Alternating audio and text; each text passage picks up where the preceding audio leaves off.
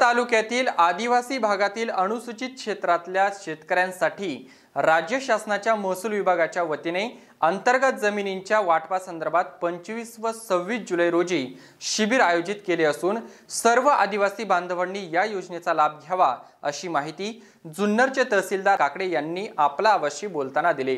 पाहुयात काय आहे ही नेमकी योजना, जाणून घेतली आहे आमचे संपादक रायचंद शिंदे यांनी। जुन्नर तालुक्यामध्ये विशेषतः आपल्याकडे जो अनुसूचित क्षेत्र आहे आदिवासी भाग, त्याच्यामध्ये जी गावं आहेत त्या गावातील शेतकऱ्यांना त्यांच्या अंतर्गत कुटुंबामध्ये जी शेतजमीन आहे त्याचं वाटप करण्यासाठी आपण महाराष्ट्र जमीन महसूल अधिनियम कलम 85 नुसार तहसीलदारांना ते अधिकार आहेत ते वाटप करून देण्याचे। त्यामध्ये फक्त एकच अट आहे की कुठल्याही प्रकारची अंतर्गत कौटुंबिक त्याच्यामध्ये हरकत कोणाची नसायला पाहिजे।